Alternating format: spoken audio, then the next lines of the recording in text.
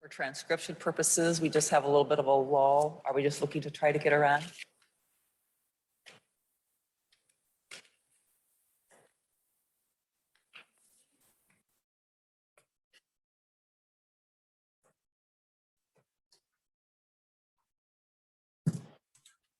I can hear you. Can you hear me? Yes. Yes, you're on. So Sabrina, January 2022 Omni Center financials. Would you like to present? Yes. So in your packets tonight, you do have, excuse me, the January 2022 Omni Center financials. If you go to page 8 of the PDF or the back of the first attachment, you'll see in regards to cost, in regards to expenses, we do have 91.9% remaining after that first month of the year. So looking fairly good for 1 month into the year.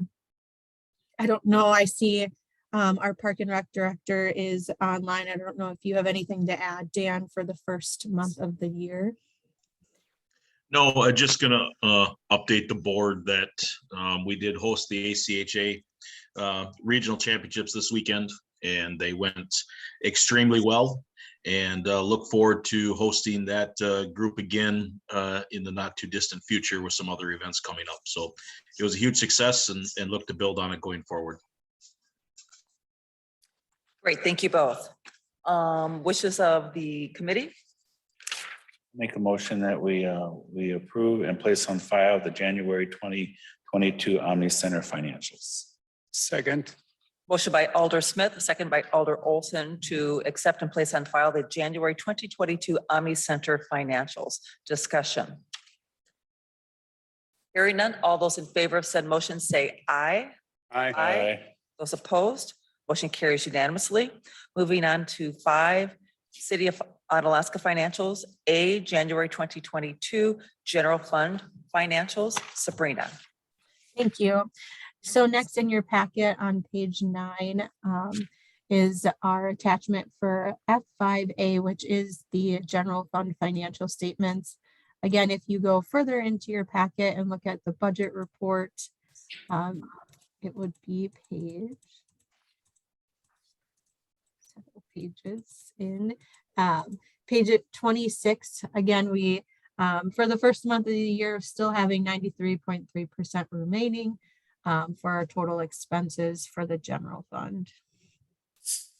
Nothing really stands out for the first month of the year, so I don't really have much to report, but I'd be happy to answer any questions that the committee has. Any questions of FNP members? I'll entertain a motion. Motion, we approve the financials for the general fund for January 31st, 2032. That's a form of a motion. I'll second. Motion by Alder Olson, second by Alder Smith to accept and place on file the January 2022 General Fund financials. Discussion. Hearing none, all those in favor of said motion say aye. Aye. Those opposed, motion carries unanimously. Item 5B, adjust designated fund balance, general fund and or special revenue funds for 2021. That item is in the packet. I will first go to Chief Ashbeck and then Sabrina. Chief, welcome this evening. Good evening, thank you. Yes, for this item, essentially, I just wanted to talk about a little bit of the history. Typically in the past, when city property has been sold, such as a police department property, Fred has moved the sale of those funds into a police designated account. I've since learned that that's not, I guess, a citywide practice. So there's probably going to be some changes moving forward in regards to that. But in regards to this particular request, I guess what I would ask is that if we do want to, I guess, decline moving these funds here tonight.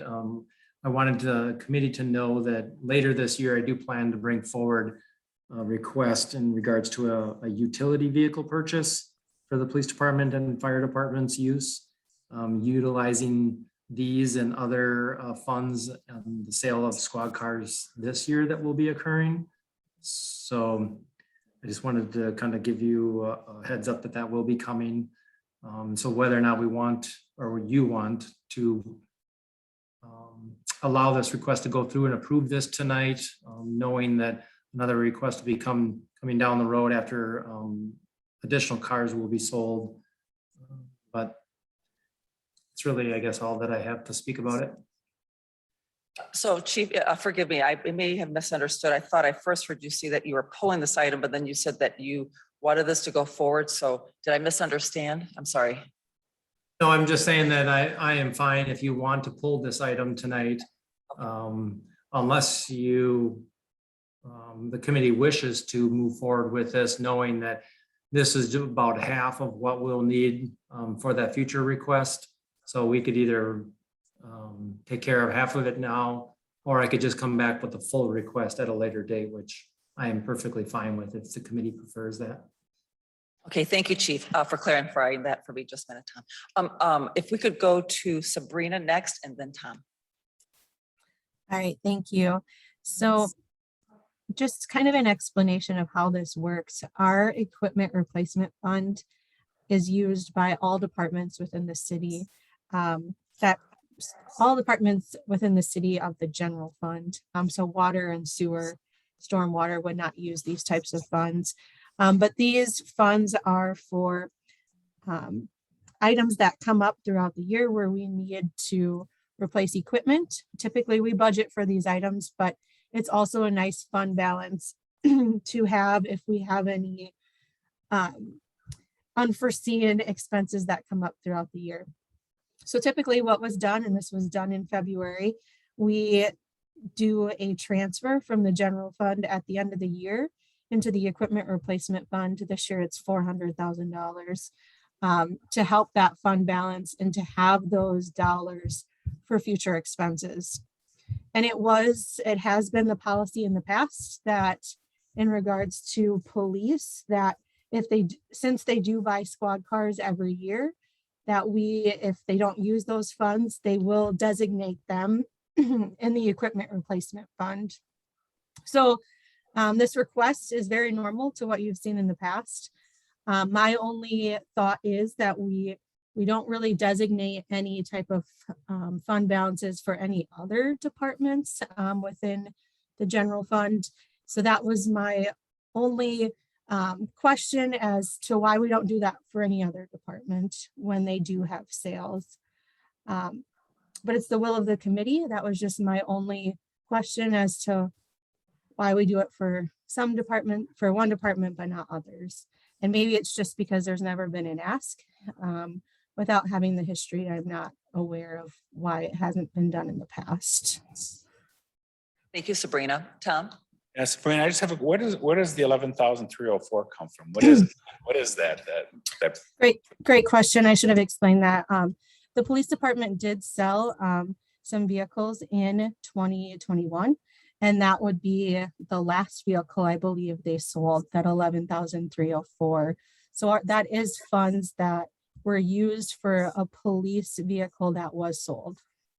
Okay, got it. Thank you. So if I understand, and this is for either Sabrina or Chuck, per the item in our packet F5B, where we show the balance of 25,704, if I understand this correct, the motion is to adjust it and add the 11,304 to get to a balance of the 37,008. Is that correct?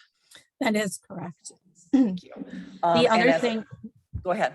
sorry, Your Honor. The other thing I wanted to add was at last month's F&P, Chief Ashbeck did ask that some funds get utilized for their NAS device, their network attached storage device from MCS. That did get approved. So we did already approve that they could use $2,775. So I guess if it's the will of the committee, I would at least allow them to be able to carry forward that amount. But again, the will of the committee, if they want to do the whole dollar amount or at least that $2,775 that they brought forth in February. Thank you, Sabrina. I guess my thoughts on this are that, my personal thoughts are is that I would prefer that if there is, let me back up. I remember a few years ago, since I came back on council, there were, and it was mid-year, and I believe fire department needed tires, and it was, you needed tires. And so you came forward and we approved it because you needed tires. So that was a very good reason to use that, use those dollars. Instead of waiting until November through the budget process, then you couldn't even have the money until what, the first quarter of the following year. So to me, I thought that was a very appropriate use of those dollars. As it pertains to equipment purchases like a vehicle or something, I personally would prefer that we follow the typical process and the protocol of going through the capital improvement projects like we do for every single department. I think it's just cleaner. Keeps us out of trouble, and we're treating everyone the same. And I think it's just good practice, good business practice. So having said that, I will make a motion to approve, to adjust the existing designated fund balances, the equipment replacement fund, the account listed 207-34236 police equipment, and the amount $2,775 per what Sabrina was referencing. That's my motion. I'll second. Motion by Alder Wolf, second by Alder Smith to approve that adjustment of the amount of $2,775. And note that was approved last month, and this will just clean that up. And so, yes. And for me personally, I thought that was appropriate use of it, but for actual large equipment purchases and I guess for me, anything that has 4 tires or 2 or 4 tires, I think it should go through the capital improvement process. That's just me. So any other discussion at this time? Or does Sabrina and or Chuck want to weigh in at this time? Any further? And not hearing, go ahead, either one. I don't have anything else to add. Okay. I don't So- either. Thank you. Okay, thank you. So any further discussion? Hearing none, all those in favor of said motion, say aye. Aye. Those opposed, motion carries unanimously. Thank you. Item 6 under finance, overview of city claims. Amanda, I'm guessing? I can start if you want, Amanda. Oh, I'm sorry, I don't know. yes. Okay, Sabrina, thank you. So this kind of goes between both Amanda and I. Prior to me coming to the city, all of the claims were handled by the finance department. Since I've started in December, it has been a joint effort, which most of the heavy lifting being on the attorney's office. We now we work on these together in a more of a collaborative situation where Amanda's paralegal and herself are reaching out to our insurance companies or the insurance companies of any claimants that happen within the city. Since December 1st, there's been 13 of them. So they have been pretty busy. And then on my end, we recognize when the payment comes in and notify the attorney's office at that time. The reason I wanted to bring it forward tonight is, would F&P like to see a quarterly type of report in regards to claims? Just kind of interested if that has ever been brought forward before. And I'll let Sabrina, Amanda add. if I can just interject really quick, I want to make sure they're understanding which types of claims that we're talking about. So these are not the claims that a citizen brings against the city that we pass a policy related to the, my office reviews them if they're 5,000 or under. If not, then I bring them to F&P and council.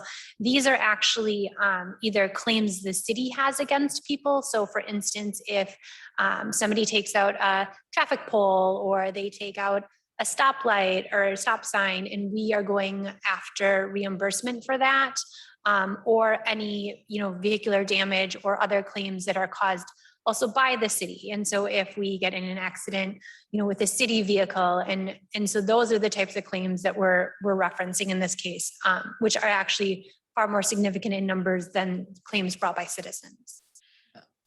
I know when I talked with Sabrina about this earlier, it's kind of like when we do this, when we receive the surplus equipment sale report at the end of the year, it's just single sheet of paper, kind of an overview. So we kind of know what was sold for the year. And it's just kind of a synopsis. I was thinking, I certainly don't want this to be overly burdensome, and I don't think it's our place to micromanage, but I think maybe on a quarterly basis would be kind of nice to kind of have an overview. So then we kind of know what's going on. So I mean, that's my thing. I agree. I think it'd be nice just to see if nothing else, what's going on behind the scenes that might indirectly impact us or one of our constituents or whatever, just to know, even though we're not in it. So. And we're not looking at names, it's just going to be kind of like an overview. Yeah, And but I mean, just to especially get an when you idea from a mentioned- city perspective. Just when she said 13 since December, that is quite a few. So, but yeah, I mean, I would be fine with that. Do we need to vote on that, or is it just more of a consensus that we've? Yeah, but yeah, I certainly agree. But thank you for bringing that forward, both Sabrina and Amanda. Yes, thank you. So moving on with number 7, memorandum of understanding between the city of Onalaska and the village of West Salem for assistance with prosecution of municipal citations. Amanda? Yeah, so the Village of West Salem, who has a contracted services attorney, and I guess he is scaling back. He's pretty significantly busy right now, and so wanted to scale back his village services to the village, and specifically the prosecution. And so there came kind of a conversation involving municipal court staff, and a little bit this was their idea, in that, sometimes when you bring in somebody new and they don't really do municipal prosecution, it gets hard and it's burdensome on them. And West Salem does not have a significant amount of citations that go through municipal court on a regular basis. And so rather than, West Salem having to try to contract with another outside attorney, perhaps they could contract with the city of Onalaska and we could do their municipal prosecution. And so we looked at, hourly rates that would be appropriate to ensure that the city is being reimbursed for that. We also looked at, how many cases the village of West Salem, has on an annual basis, which is significantly less than the city of Onalaska. And so we thought that was something that we could take on. Rebecca has been really great with municipal court and keeping it organized and moving cases forward. And so we felt like it was within our capacity to take, this small number of cases on. But also in doing this, we have now heard that the village of Rockland and Bangor would also like to perhaps get on this. So we'll see where that leads, but. So just a couple questions I have. Thank you, Amanda. So I know like number 300 billing, I had talked with you about this previously. Just want to get this in the record. The $70 an hour and $40 an hour for the 2 listed positions, city attorney and paralegal, those includes, that's for the roll-ups with the benefits. Yes. And this would just entail like 1 day a month. Did you say maybe was it like 5 maybe cases or something, depending? Yeah, so I think, Hildy had indicated last month that there were a total of 5 people that had showed up for West Salem. And so you're looking at maybe an hour on that day that to sit and meet with those individuals. These are not DUIs. These are more citation related. Yeah, it's what we would see. I mean, there could be an OWI, that is the highest offense that we prosecute in municipal court, an OWI first, but generally speaking, it's traffic, speeding, things of that nature. And you and your staff would have available time to do this? Yeah, I think we can make it work for the limited, it's just Okay. 1 Monday Okay. a month generally. Okay, so wishes of the committee. I'll make a motion that we approve the memorandum of understanding between the city of Onalaska and the village of West Salem for assistance with prosecution of municipal citations. Second. Motion by Alder Smith, second by Alder Olson to approve the memorandum of understanding per our packet. Discussion. Hearing none, all those in favor of said motion say aye. Aye. Those opposed, motion carries unanimously. Moving on to personnel, number 1, recruitment update from Human Resource Manager Amy Franson. short memo. Good evening. Yes, very short and sweet this evening. For the month of February, we did not have any regular hires. We'll have some further updates for you next month, but as of February, we did not have any fills. Great. So item 1, that is check now on the memo. So great. Thank you so much. So moving on to number 2, policy and procedure updates, number A, 1.06 employee standards of conduct. Going to Amy for all of these. Either one of us. I'll just look at you and you can just go. So this just continues our cleanup of city ordinances. You're gonna, continue to see policies over the next several months. This month, we were focusing on a few different things, employee standards of conduct, which also kind of ties into the next policy that you'll see after this related to discipline. It was really just kind of clarifying the policy, updating the list, making the list just a little bit more expansive. While it can never be an exhaustive list, just updating some of the terminology, and then also adding a few things that sometimes are confusing for employees to make sure that they're understanding that those are things that are not allowed under the city standards of conduct. And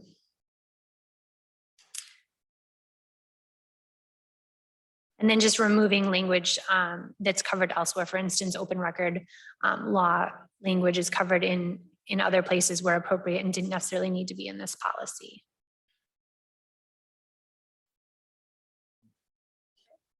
Questions of the committee? I have none. I'll entertain a motion. I'll make a motion that we approve 2A 1.06 employee standard of conduct. You want to do both of them or just one, right? Oh, yeah, just All of them One at a time. Okay, yeah, individual. Okay, So I make the motion. second, Motion by Alder Smith, second by Alder Olson to approve 1.06 employee standards of conduct. Discussion. Hearing none, all those in favor of said motion say aye. Aye. Those opposed, motion carries unanimously. 2B, 1.12 remedial action and discipline, formerly policy 5.03. So, to approve, oops, sorry. The second. No, you go. make a motion, we approve. Oh, sure. I'll second. Motion by Alder Olson, second by Alder Smith to approve policy or 1.12 discussion. So Amanda. I was just going to give you kind of a summary. So Yes. this one actually is significantly shorter. So previously we had a progressive discipline policy, although it didn't have a name that necessarily indicated that, which was also confusing for supervisors. And so when you have a progressive discipline policy like we had, where it outlines and it numbers things in a numerical order, then supervisors and even employees get really focused on that. And it's hard to think that you can go outside that order. And it also makes things that aren't necessarily disciplinary or discipline feel like discipline. So for example, verbal coaching, verbal warnings, and things like that are really remedial action. I mean, our goal there is to just enhance the employment relationship, to provide coaching, to provide necessary training, and to get the employee back on track. It's not discipline. And so really just separating it into remedial action and discipline and keeping the policy nice and short, I think is easier for employees to understand. It also aligns the policy with our grievance policy, which for those of you that have been on a while, came out of Act 10, that we have to have a grievance procedure for employees. And so this aligns with what defined as discipline within that policy. Thank you, Amanda. There's a motion on the floor. Any discussion? Hearing none. All those in favor of said motion say aye. Aye. Those opposed, motion carries unanimously. Item 2C, 1.16 mobility of records, delete. That is the recommendation. We're looking at deleting 1.16.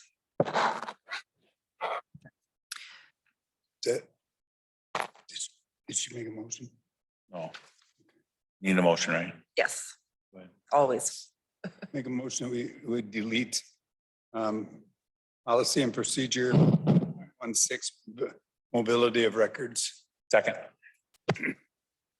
Motion by Alder Olson, second by Alder Smith to delete 1.16. And why? Because it's a very short policy. If you'll notice, the original version is there. It's also entirely covered under our city ordinances. Thank you. Any further discussion? Hearing none, all those in favor of said motion say aye. Aye. Those opposed, motion carries unanimously. Item D. 1.16 travel, lodging and meal reimbursements, formerly policy 1.12. Amanda and or Sabrina. So this policy really came from employee feedback that our travel policy was somewhat convoluted, that it was, receipt-based. It's becoming more difficult in a world of technology to get itemized receipts to be able to seek reimbursement. And so we, because of that feedback from employees, we looked at what other municipalities have done. The per diem reimbursement is something that La Crosse County does, as well as a few other municipal employers around the state. And so we kind of looked at that. So that's one of the bigger changes out of this. Before we get to that, I just want to highlight a couple other kind of cleanups is, we cleaned up mileage, ground travel, air travel, some language relating to lodging. We really do want employees to stay at the hotels offered both at government rates, but also at ones that are tied to the convention, because the goal is to have you networking, have you close to the convention. And so we really want you to stay where it makes sense to. And then probably one of the bigger changes is going then to like the meal reimbursement. And so at this point, when the former policy was written, we were in a world where a lot of things still occurred by check and we weren't necessarily paying for them ahead of time. And now we're in a world where if we're going to a conference, our lodging is booked ahead of time on a city credit card, we're not seeking reimbursement for that. So really the only thing we're reimbursing employees is meals. And we have found that a lot of employees are not getting reimbursed because they either can't get the receipts, they can't keep the receipts. And so they're not turning them in, which I do realize is a financial benefit to the city, but is also a financial loss to our employees. Some of which, going to a conference and attending a conference and having to pay for meals can be a little bit of a stretch for them, especially new employees. And so we are proposing a per diem reimbursement where essentially we'll look at what meals you have available. We will not reimburse for meals provided by the conference, but we'll take the GSUSA guidelines. And for any meals not provided by your conference, we will just give you a per diem rate for those. So you don't have to seek reimbursement. You don't have to submit your receipt. We cap you at that amount based on where you're traveling under the GSA guidelines.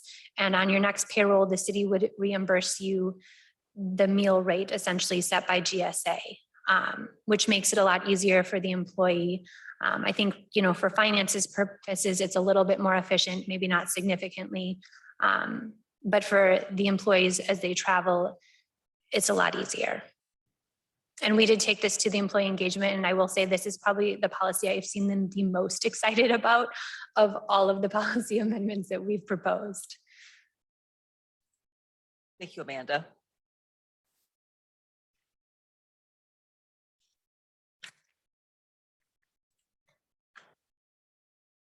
If I could add, I just saw your hand up. Thank you, Sabrina. sorry. No, you're good. The only thing that I would add, Amanda explained everything perfectly. The only other change here is since we will be providing a per diem, employees will get taxed on this. It's usually a small dollar amount. We're usually talking about $40 or $50 for a conference, but they will get taxed at the federal and state levels just because we are providing a per diem.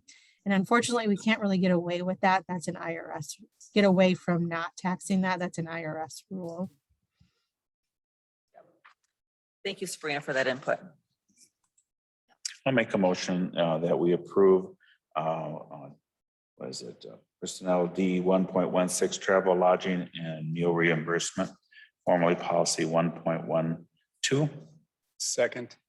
Motion by Alder Smith, second by Alder Olson to approve 1.16 travel, lodging and meal reimbursements, which is the former policy 1.12. Discussion. I just want to thank staff for this policy.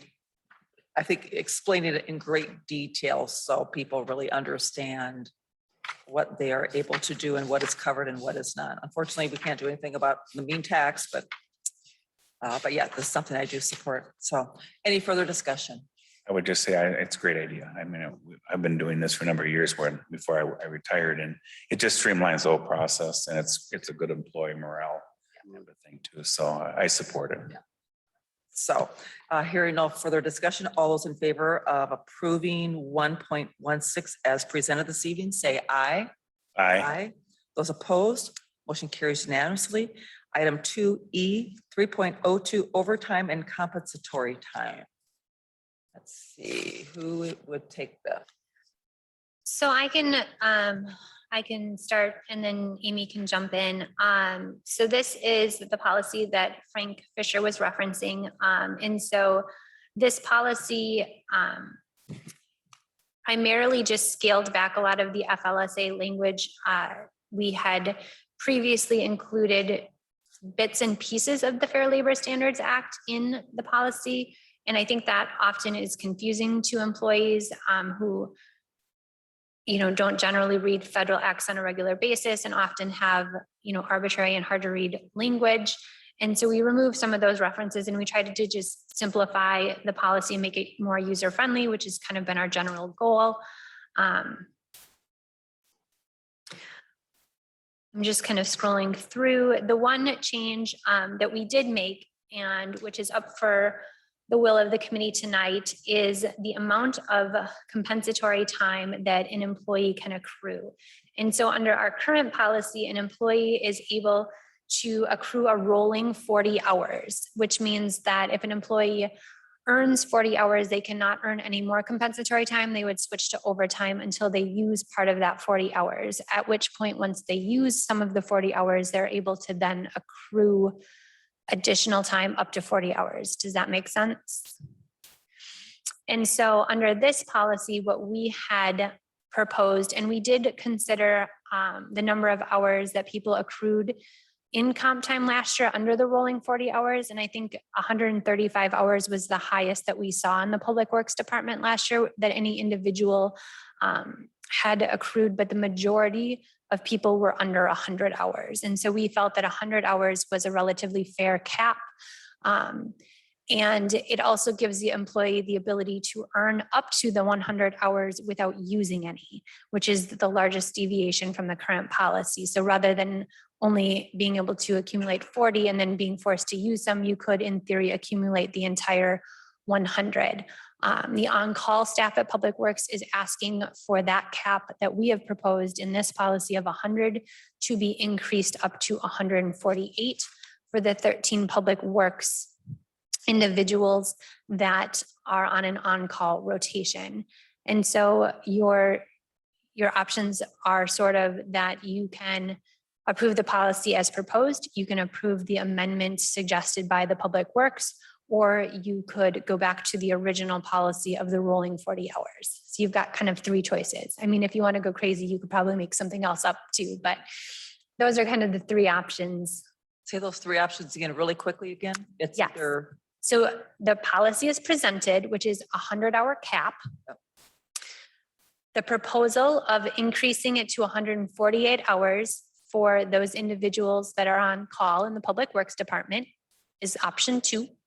And then option 3 would be to maintain the existing policy, which is a rolling 40 hours with no cap, but they have to use some before they can earn more. And before I call on Mr. Holter, so Amanda, if someone gets to 100 hours and it gets to the end of the year, do we pay them out? Yes. Okay. And that would be paid out at what rate? They would accumulate their hours at a time and a half rate. So if you worked 1 hour of overtime, you get 1.5 hours of comp time, and it would be paid out at whatever your hourly wage is. And we have to pay that out per the Labor Standards Act. We have to compensate them. Okay, And I would just say that whether we pay it at the end of the year, we pay overtime throughout the year, it's the same budget, it's the same budget year, so it's really no budget impact on that. okay. So Mr. Holter, do you have anything to add? I just, we went through the options there. Mr. Fisher, one of our staff members in Public Works, came up and gave a pretty good idea of what staff is representing. He kind of stated it pretty good, we're asking people to come in after hours, and typically when we do call them in for these sort of activities, snow, water leaks, sewer backups, things like that, it's something that needs to be done. It's not usually something we can just like schedule alternatively. And we're not backfilling shifts typically in Public Works by having people off on comp time. So those are things. So I would say after much discussion with staff, they had brought forward the 100 hours that was listed, and then the on-call, because we do have 13 individuals that are on call, assigned 4 on-calls per year. They work 2 a weekend, so they get 12 hours of comp time for working 2 4-hour shifts on a weekend. So they work basically 12 days in a row, but then they get that comp time they can use at a different time. So that's how we got to the 48 hours.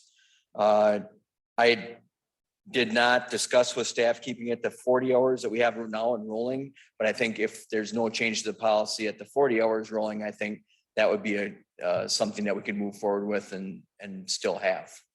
So. Okay, don't leave yet. Makes sense. I think so. I'll make a motion if you want, and then we can talk, or you want to talk first? Go right ahead. Okay, I'd like to make a motion and then we can, for discussion after that. I'd like a motion that we adjust the compensation time in this policy for the on-call staff to 148 hours. Second.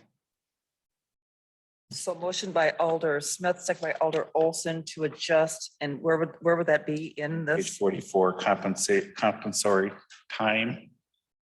Instead of the A 100, it would be 148 Also under item A on page 44. or on-call staff, right? Specific. Just want to make sure. So On that page is, 44. okay, so that is on number A then. 44, Compensatory yeah. time shall be kept at, your motion was 148 hours total in any calendar year. And if you want to just direct staff to propose language for council to that effect, then we can just Yeah, clarify it. we'll get it cleaned up so it does the intended purpose, but it reads better. But I think you know where we want to go with it. I Well, think. that's why I was kind of questioning, because it. I Yeah, didn't- we want to make sure we do it the right way with. Right. Okay. Because we're looking for public work staff. Yeah, public works staff on call too. Yes. But other staff would have a cap of 100. Right, yeah, so it's Right. just the on-call that goes to 148. Well, that's why I was questioning. Clean that up, yeah, because it doesn't say that right here, yeah. Right. Okay, Discussion. I was just thinking, this is very fair, but this reminded me of a contract my father had me sign once. Wasn't anywhere near as long as this, but it only had one word at the end, said no. So, yeah, my comment is, thank you for your hard work my comment is this is fair, and I think and for your input too, sir. Thank you. our public works folks do a pretty good job, especially on call. They really drop everything I've seen them out in action sometimes, in some of the crappiest weather, so I think it's definitely, I'm supportive of it, so. Okay. So any further discussion? I personally am going to abstain this evening only because I am still in an information gathering mode. It's not a yes or a no, but I don't feel comfortable voting yet. So, but I will be voting on Tuesday. So, with hearing no further discussion, all those in favor of said motion, wait a minute. Oh, you made, oh, that's right. No, I didn't. He's like, Wait, no, it was a motion, it was not an amendment. So all those in favor of said motion to approve item 3.02 with or to approve the motion stated by Alder Smith, say aye. I, And opposed, and Diana abstained. So 2, 0, and 1 abstention. So thank you. Thank you, Jared, and thank you, Frank, for coming in this evening. And item 2F, 4.03 smoking. We're looking at deleting, are we deleting smoking or the ordinance? Can we do both? So Amanda, Much like mobility records, this is actually state law. It's also codified in our code of ordinances, and so it just seemed redundant. I'll make a motion at the personnel 4.03, is it smoking, that we deleted. Second. motion by Alder Smith, second by Alder Olson to delete 4.03 smoking. Discussion? Hearing none, all those in favor of said motion say aye. Aye. Those opposed, motion carries unanimously. Item 3, review and discussion of the annual review process for the city administrator, ordinance 2.03.26G. And I think we have handouts coming. I didn't see anything here. Amy's going to pass out the ordinance. And so I think where we left it the last time was that we do have kind of a broad view ordinance that discusses the review process for the city administrator, but we don't necessarily have a more detailed procedure. And so when you do have changes in council president and finance and personnel chair, we're not necessarily having consistency in our review process. And, you know, that's something that's important both for the employee and for those people that are operating the review process. And so we did just kind of come up with a list of questions. So we don't have a proposal at this point for you to review, but we do have sort of questions that we'd like to ask to get more input from F&P as to, you know, what you think the best way to conduct the city administrator's review. And then based on, you know, kind of the information we get tonight, then we would put together a proposed procedure. Because this is really your review process with the, you know, help from those of us in the audience. You know, HR, legal, and the mayor are here to assist you. But at the end of the day, it's kind of your process. But I do think it's important that it be consistent, you know, that you provide a consistent process. So Amy's got a list of questions and we can just kind of, you know, jump back and forth between the two of us. One topic is department head and staff feedback. That has been something that has been included in the review process some years, and other years it has not. You know, what is kind of the will of F&P or council as far as, you know, do you want to include department head feedback as a component of the administrator's review? Well, the reason why I had originally wanted this put on the agenda for F&P was because this is my 4th year on council and back on council. And every time the annual review process comes up for the city administrator, the last 4 years, it's been 4 different processes. And quite frankly, I think to be fair to the position, it would be really nice to have a consistent process. Because as Amanda stated earlier, the council president, F&P chair can change from year to year or not. And so, and I know I was a member of council when this ordinance was last updated, and the intent of part of the intent of part of the ordinance was that the review process was to be a joint effort between the council president and finance and personnel chair. And that did not happen this year. And I think, again, to be fair to the position, we just really need to nail something down. So with 2nd District Alder Stevens in the audience, he and I completed 2 previous reports together. And so I would welcome his input this evening if you so choose at any time in this process, if you wanted to, because he and I worked very closely, and I think that we worked very well jointly because it was a team effort. So, but for me personally, I think I'll go on record. I thought it was very helpful. I thought it was very enlightening to hear what the department heads' opinions were, because the 6 of us don't live here. You know, we're not here every day. We shouldn't be here every day. I do understand some department heads' concerns about, they feel like they are giving input on their boss. So I understand that little bit of apprehension that they may have. So however it may be attained, at the end of the day, I think it's a good thing to have, because I don't know how the rest of the 6 of us are supposed to know. So, I mean, that's just my opinion. But we did not get that this year. So. And what your thoughts are about that My topic? thought is that I think we should get it input from the department head. compilation of the way we're doing it now, correct? This is what our ordinance, yeah, so this is what the ordinance currently reads. So Tom, what did you Yeah, I say? was just gonna say, from a perspective of, when I'm reading this is, the council president and the finance chair, take that charge. I think that makes sense. The president controls the president. And then they request input from the remaining council members, I think, and we did that this year. So I think that makes sense. I think we do need input from the department heads. I think we have to reach out to them, and if they choose not to, I guess that's their choice. But anybody that responds, I think we should look at that and make sure that that is at least reviewed as part of the process. So, and if people are not comfortable doing that, then so be it. But I think we got to give them the opportunity to contribute. So I really do think input from the department head is there. And also, I do agree from like the previous one is that the council president and the finance should do that. I think this year we just had the council president do it. I think it's good for them to work together, but I think it's also good to have the two perspectives. They complement each other. And so I do like the idea of having both of them participate in the review itself. That's my thought. And the only question I have on this here in the middle, it says the mayor and human resource director will serve as advisors during the review. What does that mean? Is that just I getting input? remember that whole input or- conversation.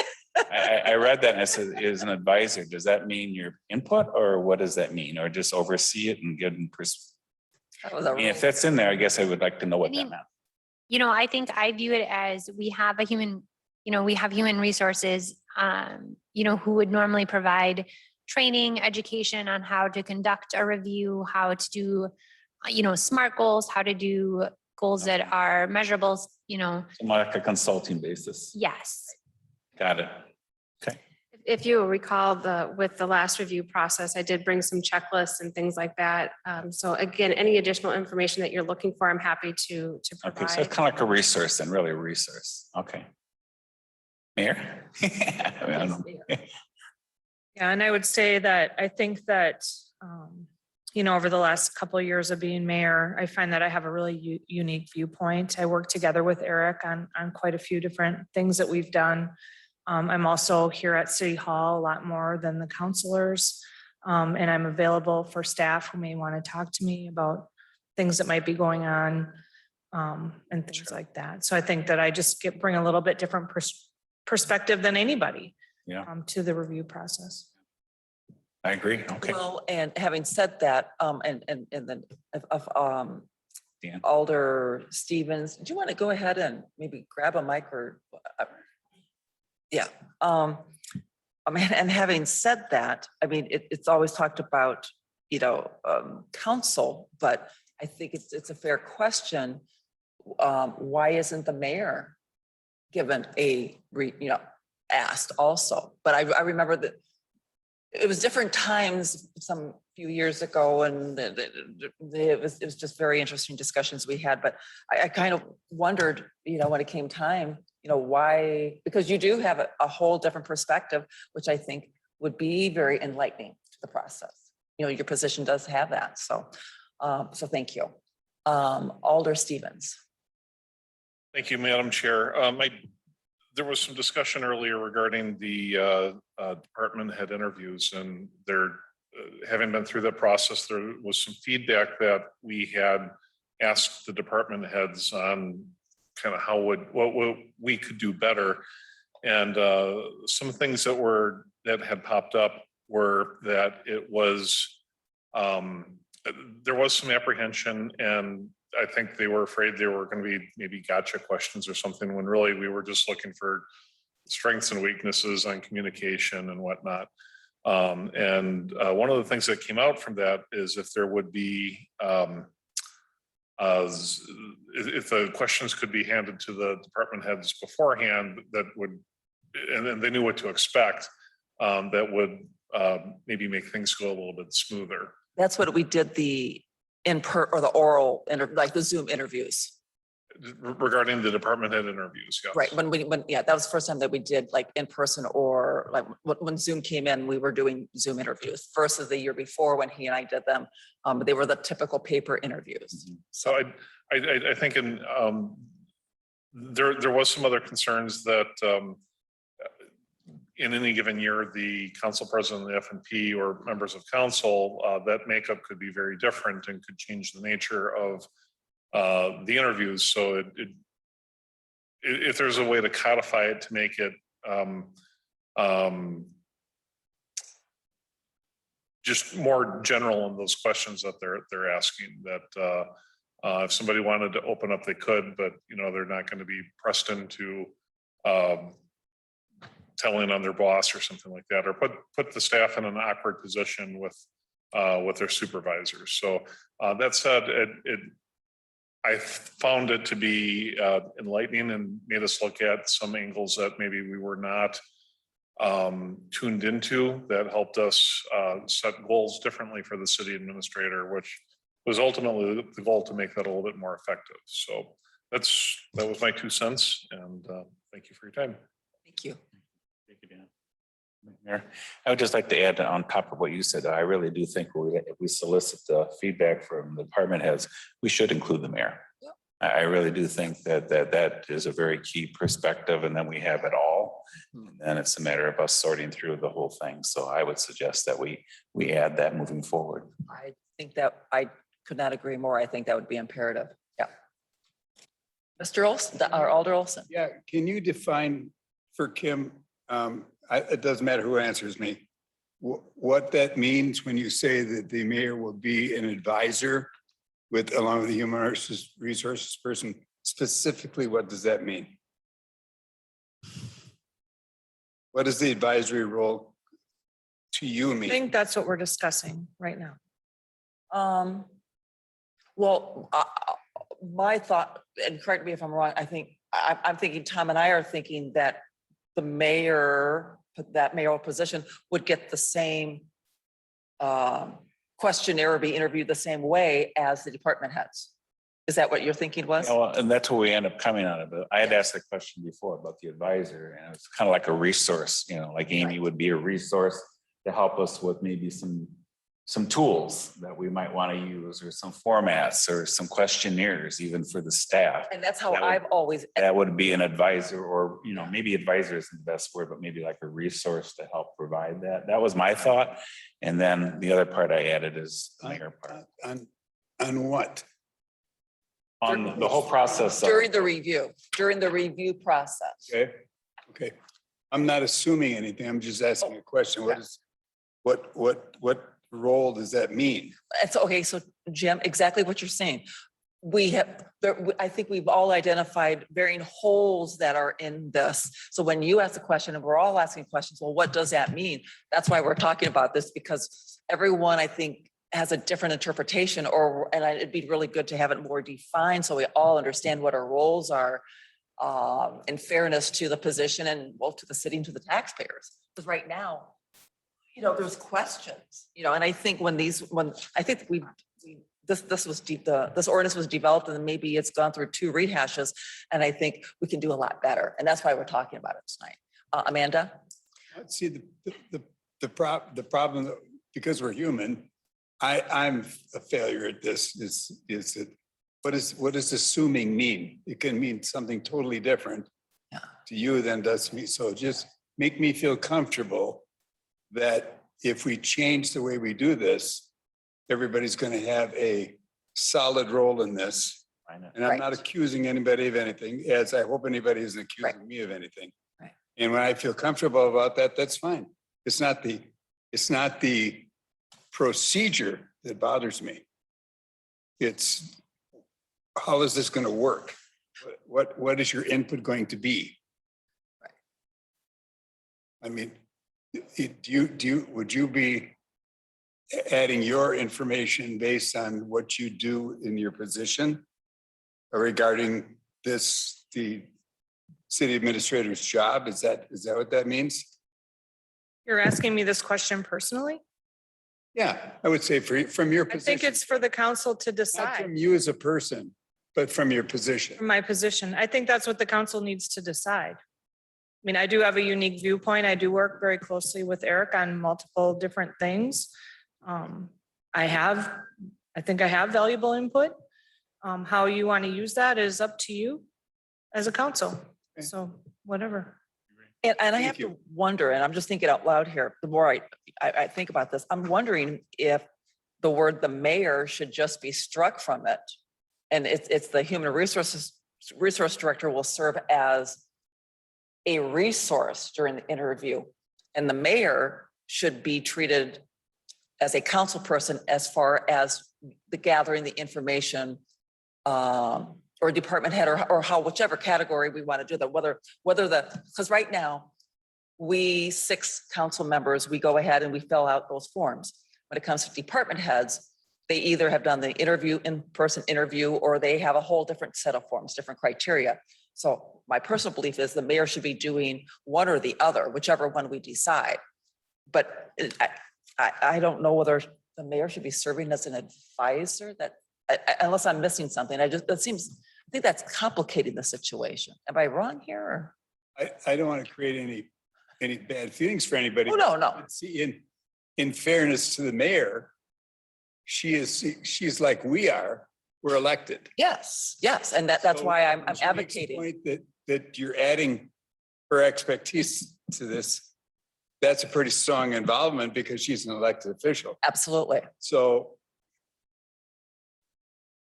I better shut up now before I No, but start thinking I'm trying to complicate this. and we're only on question idea. 1, right?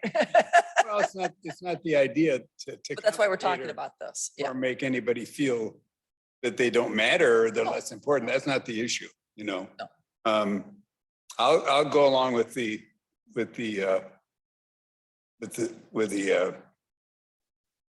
Consensus? yeah, the consensus of Yeah. what people think, but because that's the proper way we should be doing business anyway. So, Okay.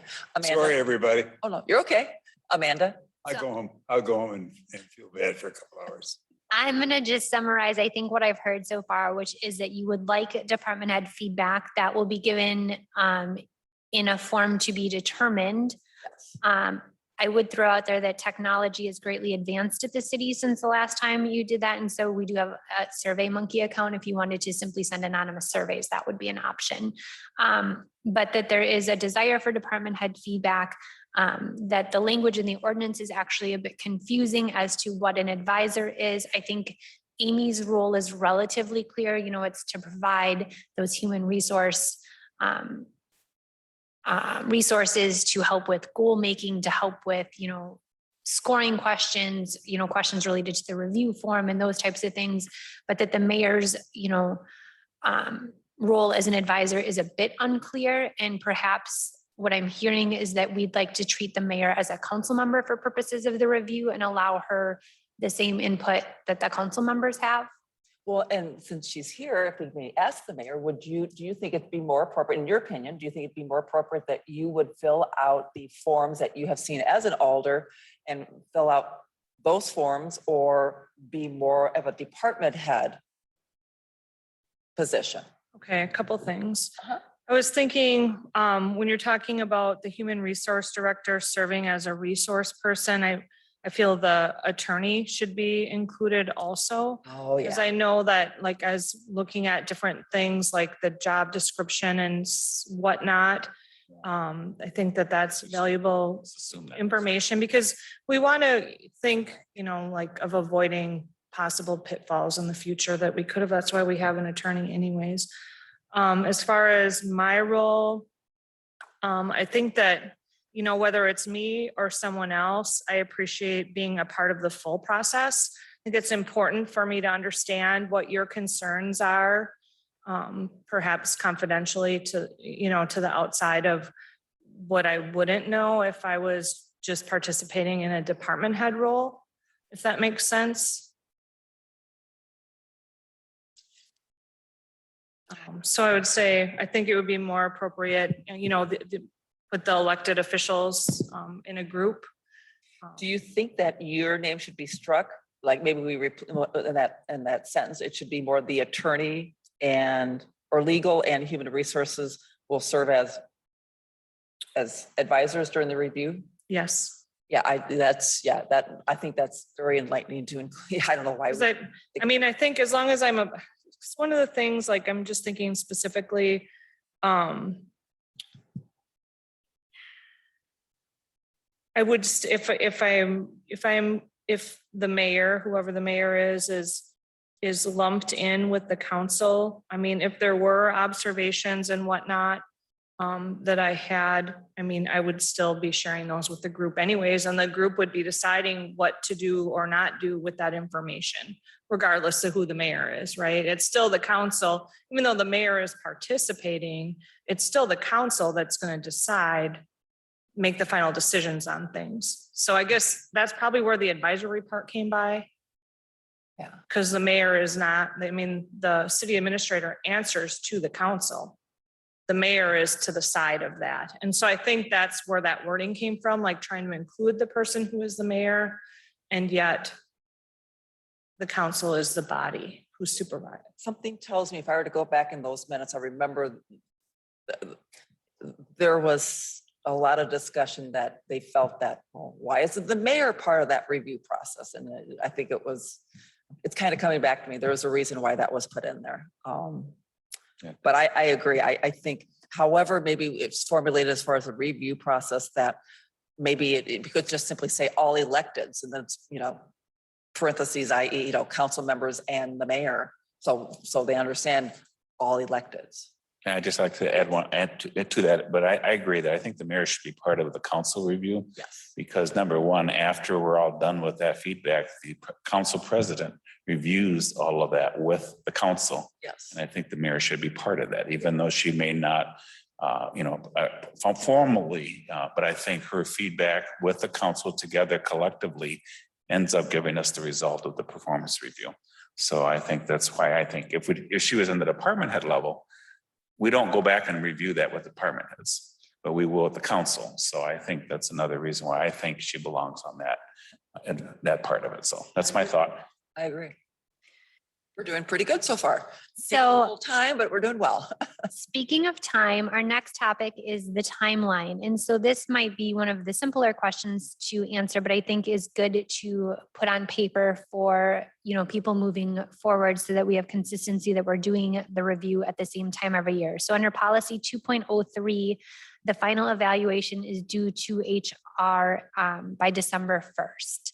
And so when would you anticipate the review process beginning? When would you like to see the gathering of input, et cetera? Are you thinking that's something that, might take 2 months and so it should really start in October?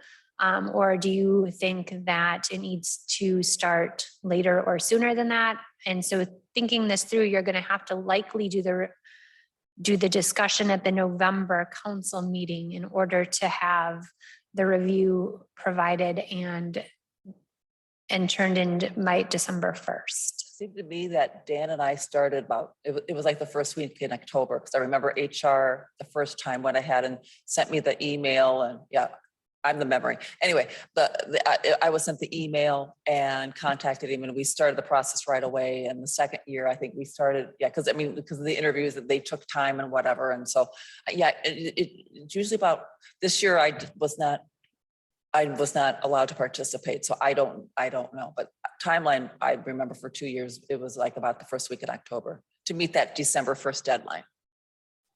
Jim. I think if everybody is in, I apologize for if I've made you feel uncomfortable, Kim, that's not the issue at all. I think that if Kim as the elected official would like to participate and wants to add something, I don't have anything wrong with that at all. I'm not, if there's an issue that comes up where we disagree with each other, I think we're adult enough that we could take an issue with anything we wanted to and be honest without hurting anybody's feelings. Yep. Maybe mine, who cares? But you're right. So let's work on how we can make that happen and give Kim respect of her position. And the, Absolutely. things that she wants to add. So Okay, that's my feeling. okay, thank you, Jim. Tom? Yeah, the wording on here says that the review cycle will be consistent with exempt employees. They're all done at the end of the year, right? Right, because it used to be mid-year and then. And then we No, moved- well, so- this. That was what I was gonna ask. We moved it. Yep, moved- so if you're an employee that gets your increase on 1/1, then you need to have your review in by December 1st. If you're an employee that gets your step, if you qualify for it in the second half of the year, then you now get it July 1st, and you would have to have your review in by June 1st. And so it, Oh, we changed that, didn't we? Okay. Oh, Yep, If and they're all the so- same time, at the end of the year would make sense to tie with the goals for the next year. But we haven't met till like maybe the January council for the review. yeah, so that's where this likely this is specifically is a new change based on city policy change. So we may Yeah. need to push the timeline back a little bit in order for you to, be able to have completed the review, the feedback, all of that, and then have, FMP chair and council president to actually give the review prior to December 1st. Oh, so it would have to, oh, so we'd have to start sooner. October, During October, so, budget. yeah. So my question really is, how long do you think it takes you guys to accomplish that? 2 months? Okay, so we s- maybe we say- stay, you almost start like mid-September, because you're gonna have to talk about it in November council. And, because it takes time. With people's schedules and people's vacations and trying to get a hold of people and depending upon what process, whether it's in person or paper copies and. If you can do the automatic or like online survey, that'd be a lot, streamline the process too. It may not be as fruitful, but it just depends upon whatever. we Well, decide as gives a process. people evaluation code, they can rate them. Yeah. I don't know. So, start a couple months. It would probably make more sense to tie it to the year end though, because then you start with the fresh new goals for the year and everything, and you can kind of evaluate how the year went. That's my thoughts. Yeah. Okay. So Amanda, do you think it's, are you satisfied with that, with our opinion on this? Or do you want the rest of the council to weigh in on that? I mean, our thought was we would get feedback and then we would put it in a more formal procedure that would go to council Okay. for the full council. But I mean, if we think the discussion in general is better at council, we can do that too. So we know here's the process. Yeah, I apologize for the side conversation. Yeah. Tom just said something about whether it's like a checklist and kind of like a time, A timeline checklist, then everybody know here's what the steps are. Because I mean, it's not a hard process, but it can be a lot of moving parts and, we obviously want to make sure that it's done correctly and timely and because if it's not done timely, then it affects the employee. So, yeah. So then, as far as data goes, and Amy and I don't think are real clear on this, do you each individually give a score? Do you average the scores? Do you combine the scores? Do you reach a consensus? Like, do you discuss each category and then as a We're talking group? about this, we're talking about when the 6 of us do the thing. So, Yes. well, that's the other thing that is talked about as far as, I know what Dan and I did our 2 years, we sat and we agreed. And when we presented to council, we rounded, it was like 4.2, we rounded down to 4. It was 4.5, 4.7, we rounded up. So we were consistent in all our scoring and we showed all of our work. So then we knew exactly, so no one, I mean, if they had a question, we could answer them and we treated so then we averaged up. So we took the 5 or 6 or however many people responded and then we averaged it. And, and we did all that scoring ourselves and then presented it.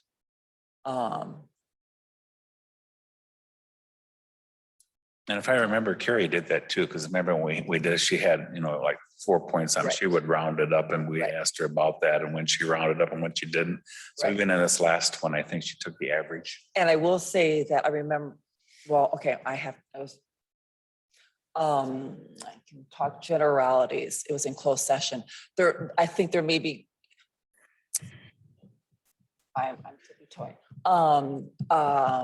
There's different ways to calculate whether there's a mean or Yep. like Medium or median, mode. Average, yeah. Mean and a what? Medium, A mean and a, mean, a mode, Median. yeah, and a median, Okay, middle, so- yeah. I know there might be a concern of which way that is done. And you can do all three. Right. You can show all three in a chart.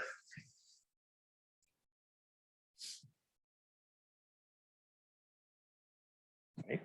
I think this is when the minister comes up and says, before I leave, I'm just kind of get you guys' opinion on what we were talking about. So, okay. But I guess the one question too would be, do we stay with the form that we have been using? And I don't really have an opinion one way or the other, but whether if we're going to use a consistent form, at least for the electeds, we've been using that, I think at least for the last 3 years, I remember. I don't remember the first year. I think generally you use the same form that Well, the I'm sorry, city. that's for all department heads, right? So currently it's for all of our employees. So all of our regular staff are the same performance evaluation form. It is a form and a process we're looking to update, and we'll have more information hopefully. That will be a long process to gather some input to change that, but certainly everyone is using the same form as of now. Thank you. And maybe Tom. perhaps Amy can give us some suggestions from how some evaluation forms for for the administrator kind of role, if it'd be a little different. I mean, I know being on boards, regular private sector boards, there's evaluation forms for board participation and all kinds of categories of boards. And I assume there'd be something similar like that you could probably use and tweak. So it might be something you could research and see, from an HR perspective, what might be appropriate for administrator review. It's got to be something out there.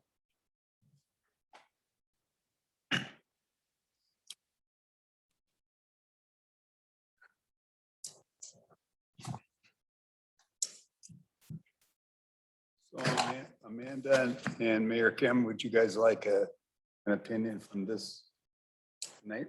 Okay. I didn't want to interrupt you, Amanda, because I assumed that you were writing. Do you have more? No, not a whole lot. No, you go right ahead. I didn't want to interrupt your thoughts in your writing process. That's why I was just giving you time to complete your thoughts. I didn't want to say next. And I am admittedly just working off Amy's lovely list here. So if I'm not interpreting anything right, Amy, let me know. The next thing she just had on here is goals, as far as how you'd like to review the status of previously set goals. Do you want to do, for instance, a mid-year or quarterly check-in? Or, what process do you want to use to set new goals?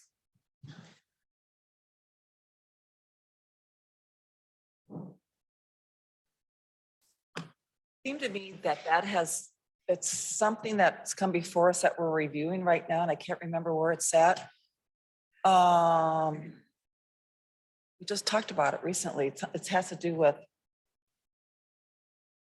Well, we're generally trying to get the city and all our supervisors to move towards better goal setting and to work for SMART goals, which you've never heard, are specific, measurable, achievable, realistic, and time bound.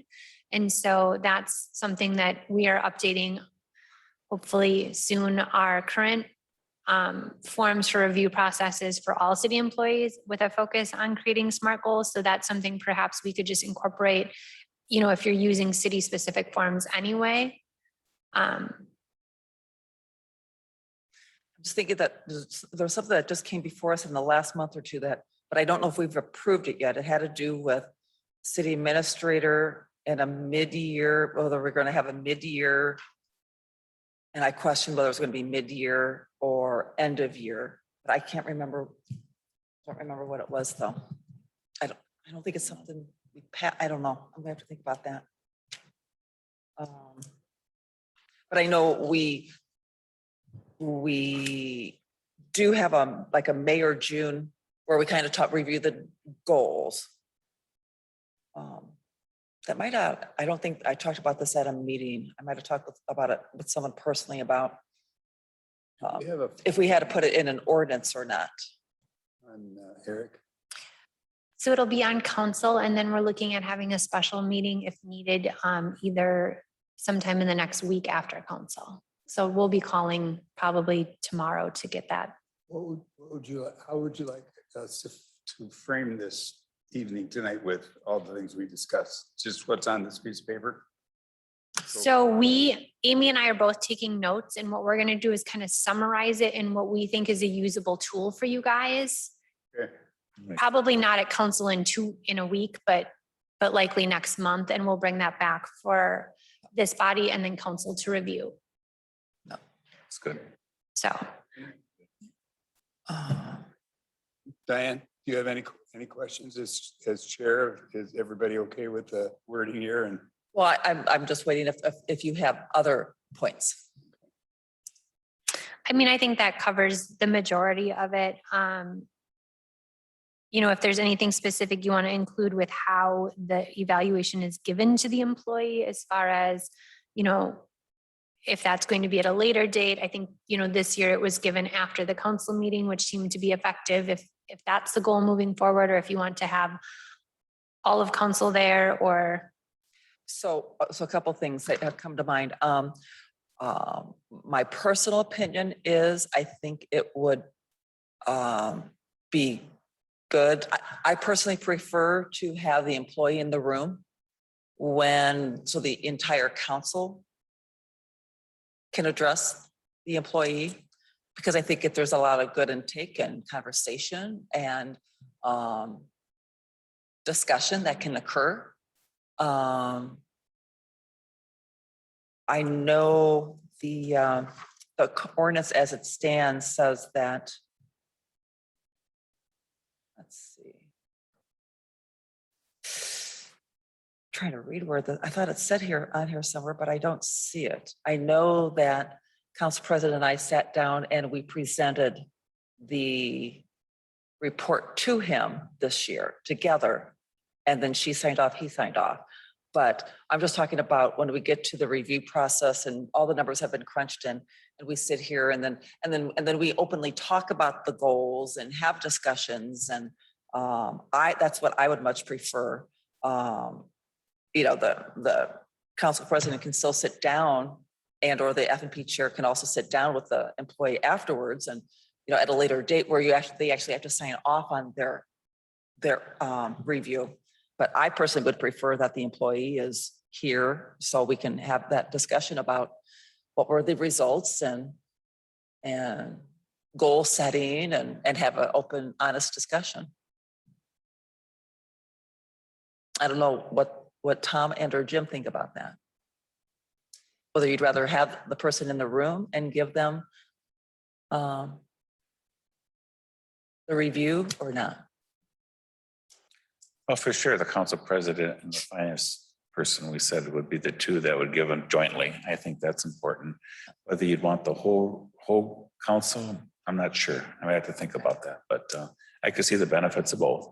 And you've been here for both. Yeah. Mhm. So I can see the benefit of both, and also just the perspective and just, you know, that bigger picture with Right. everybody hearing the same thing. right. So even when you do a performance review with two people off somewhere, you don't really know what the dialogue was. So there's some merit to having it as a group too. You have to be done well, though. I have to think that out. So, but I think we can figure that out later. I think, Amanda, as far as for any other input that I may have regarding this, is that there was just some defined language that the review process is a joint collaboration between the two individuals. You know, and possibly depending upon how we may end up with an end result, it may be that a lot of decisions will be taken out of their hands and they're just those two individuals. As it stands now, it's the F&P chair and council president. You know, the way it stands now, they can make decisions and they may be different from year to year. If the process is more formalized and it's going to be this, there may not, maybe you know, one doesn't have to worry as much about collaboration, but when it's just pretty open-ended, you kind of get what you get. So, but that's the one thing that I feel very strongly about, that it's one way or another, it needs to be a joint collaboration. I think in fairness to especially the employee, I mean, I'll be honest, I'll just say this out loud. You never know who those two people are going to be. You could end up with with one person who has an agenda. And I'm not throwing any blame on anyone. I'm just simply saying, I'm just thinking of past years. You could have someone who has an extra grind and they really want to throw an employee under the bus. And if that person just goes it alone, you could really cause a lot of havoc for the city. So that's why I think it's really important. Part of the reason why this was put together was that, it was a joint collaboration. So maybe you kind of have a check and balance. And hopefully you don't have two people who are doing that. So anyway. Anything else from Amy and or Amanda? Amy, do you have everything you need? I think so. I think it's good discussion. Yep. I think it'd be good to have a list, kind of a checklist of all the things that would need to be done, and we can always sort out the Well, then I think details and order and the timeline after, I so. think it'd be a lot less arbitrary. Yeah. And I think it'd just be a lot more fair process. Yeah. And for me, that's really what I'm looking for, is a fair, more consistent. And I'm sure the rest of the council will have input too. I Yeah, mean, oh, absolutely. Things they might add that we didn't even think of. Absolutely. So, Yeah, good. thank you everyone for all that input. And so moving on to number 4, adjournment. Make a motion to adjourn. Second. Motion to Jim adjourn. wants to stay here. So we're not going to vote on the, No, it's just giving just- them direction. More of a consensus direction. Yeah. you probably think we're all women too here. We can't make up our mind. Thank you. So we were second, but No, I'm just gonna It's good discussion to have. You can second. motion and second. No, you can't. I don't do that. So there is I a have a motion motion. on the floor Okay, to adjourn. second. Thank you. There is a motion by Alder. Everything worked out okay now. Our HR person and the mayor is smiling from ear to ear, so we're good for at least the first 10 minutes. So there is a motion on Welcome, the you guys. floor by Alder Smith, second by Alder Olson, to adjourn at 7:48. I am not asking for any discussion. All those in favor of said motion say aye. Aye. Those opposed? Thank you. We are adjourned at 7:48 PM. Thank you Well. everyone for coming in this evening. And we are